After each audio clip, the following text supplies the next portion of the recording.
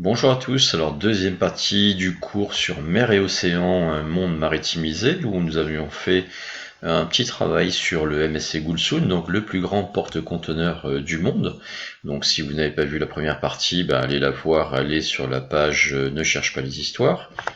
Alors déjà quelques petits rappels sur ce que nous avions vu lors de la première partie de ce cours. Donc s'il fallait retenir trois idées, nous avions vu qu'il n'y avait pas de mondialisation sans révolution du transport.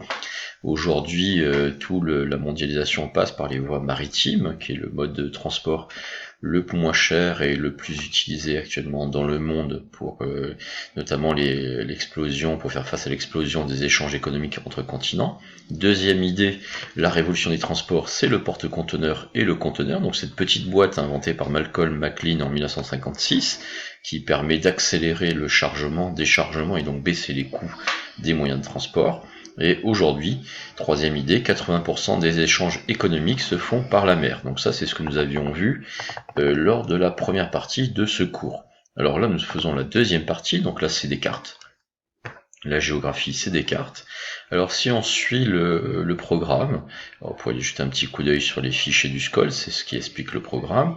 Donc le programme nous invite tout d'abord à regarder le monde depuis les mers et les océans, les espaces parcourus par les flux mondiaux, les transports maritimes, les réseaux de télécommunications, et on nous dit notamment, on nous conseille, on nous incite à suivre le trajet d'un conteneur ou d'un navire via un site de suivi de trafic ou d'un armateur en l'accompagnant de la lecture de quelques cartes. Donc c'est ce que nous allons faire aujourd'hui. Alors d'abord un petit document. Donc le Gulsun, ce navire coréen qui bat pavillon suisse aujourd'hui, a fait son premier voyage inaugural en juillet et septembre 2019. Donc nous allons en lire un compte rendu pour suivre le parcours de ce bateau et puis le dessiner en cartes. Avec ses quelques 400 mètres de long, il est plus grand que la Tour Eiffel. Le MSC Gulsun est le plus grand porte-conteneur du monde et il vient d'effectuer son voyage inaugural entre l'Asie et l'Europe. Parti de Tianjin, en Chine le 8 juillet, le géant des mers est arrivé à Bremerhaven, en Allemagne, après une escale au port d'Algeciras, en Espagne. Il sera ensuite à Gdansk, en Pologne, et à Rotterdam, aux Pays-Bas.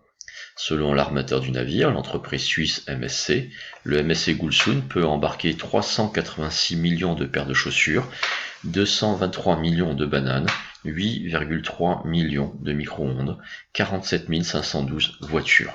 Là, le porte-conteneur, la révolution du porte-conteneur, c'est ça. Imaginez les quantités absolument phénoménales de produits qui peuvent être transportés par un seul navire. 386 millions de paires de chaussures en un seul voyage. Je vous rappelle qu'en France, il y a 66 millions d'habitants. Vous avez quasiment 400 millions d'habitants dans toute l'Union européenne. En un voyage, le MSC Gulsun peut chausser la totalité de la population de l'Union européenne. Visuellement, c'est ce que ça veut dire. Donc le vecteur de la mondialisation, le moyen par lequel la mondialisation peut se faire, c'est ceci. Alors nous, aujourd'hui, nous n'allons pas tellement faire un croquis ou un schéma, on en fera plus tard. Là, nous allons surtout travailler les repères en géographie. Donc nous allons faire une carte toute simple qui va nous permettre de retracer l'itinéraire de ce voyage. Et l'itinéraire, les différentes étapes de cet itinéraire nous permettront de voir le chapitre 2, 3, 4.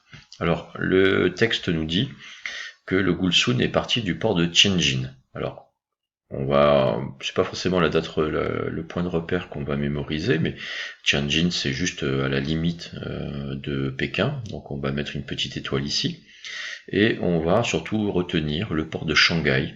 Alors c'est vrai que lors de ce voyage inaugural, le Gulsun n'y est pas passé, mais il y passera dans des voyages futurs, et puis Shanghai est quand même la plus grande ville chinoise, le plus grand port chinois également, donc on mémorisera surtout le port de Shanghai, c'est quand même plus utile.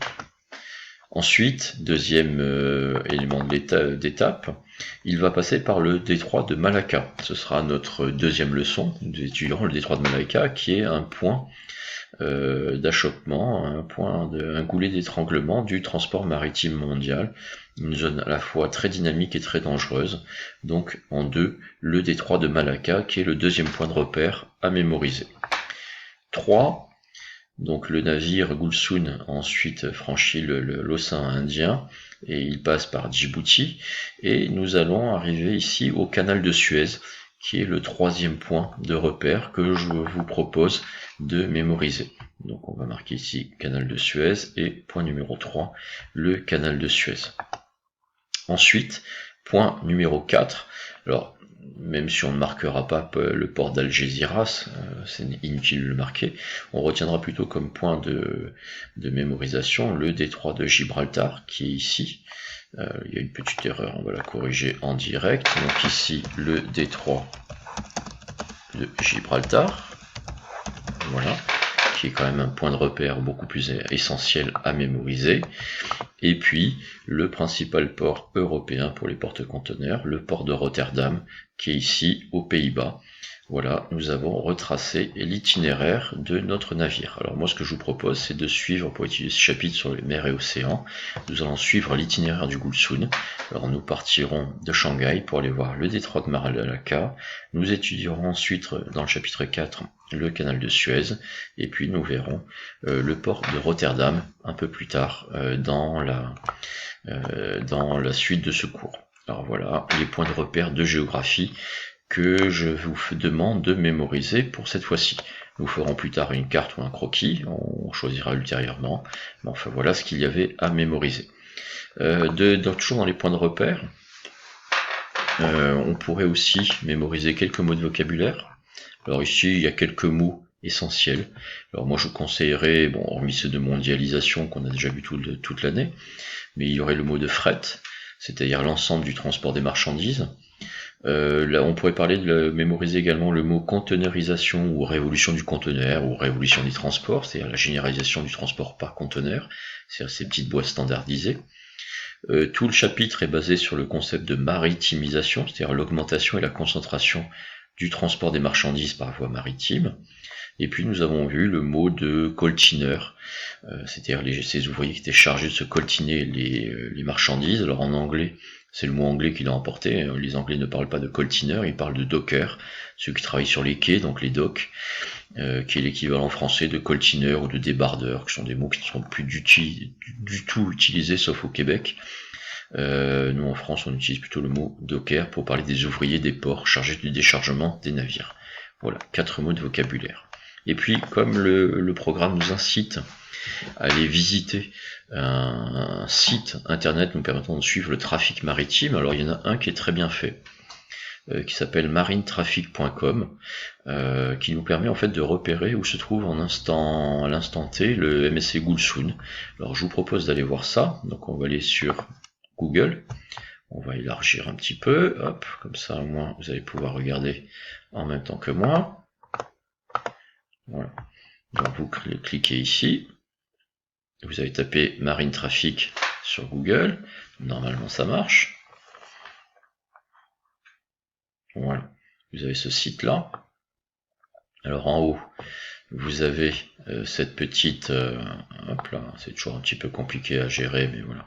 Ici, vous mettez le Gulsun, voilà, MSC Gulsun. Alors j'ai déjà utilisé, c'est pour ça qu'il me le propose immédiatement, mais vous tapez MSC Gulsun. Voilà. On attend un petit peu, le temps que le moteur de recherche ait fait son boulot. Une fois que vous avez le MSC Gulsun, ben, vous avez toutes les caractéristiques du navire. Alors vous savez qu'il mesure telle taille, voilà son port actuel. Actuellement il est sa vitesse est de 16 km/h, nous sommes heureux de l'apprendre. Vous avez sa destination, alors si on va ici, alors ici on sait qu'il va aller vers Singapour, il est en route vers Singapour. Voilà, vous arrivez à avoir toutes les informations techniques sur le bateau. Et plus intéressant pour nous, ici vous avez une carte, donc affichée sur la carte en direct. Alors c'est un petit jeu, il faut taper sur tous les boutons. On attend un petit peu. Voilà.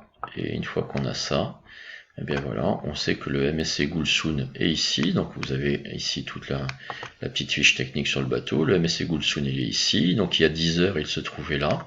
On n'a pas de nouvelles depuis. On va élargir la carte. Donc vous voyez, là il est juste au sud du Sri Lanka. et il est à côté, vous avez tous les bateaux qui se trouvent autour de lui. En fait, c'est basé sur le GPS. Donc là, ici, vous avez un pétrolier. En vert sont les pétroliers. Ici, vous avez, tenez, on va cliquer. Il y a un bateau qui est pas très loin de lui. Alors, on va regarder le nom. Il s'appelle le Mats Merckx. Vous arrivez à savoir où est-ce qu'il va, le parcours. Vous arrivez à savoir quelle est sa vitesse. Là, il est à l'arrêt. Voilà, on va essayer de s'amuser à regarder un autre. Allez, on va essayer celui-là. Et en fait, c'est un petit jeu, quoi. Vous essayez de repérer. Donc là, voilà, vous avez un vaisseau. Lui, on n'a pas réussi à le repérer encore. On ne sait pas quel est son nom. Là, ici, voilà, en fait, ça vous permet de suivre en instant, en direct. Alors là, c'est le Beihan Hai, un bateau chinois. Vous avez sa destination, sa vitesse en km/h et en nœuds. Voilà, et puis après, vous arrivez à suivre la carte des routes. Voilà, je vous rappelle que notre MSC Gulsun, il est là.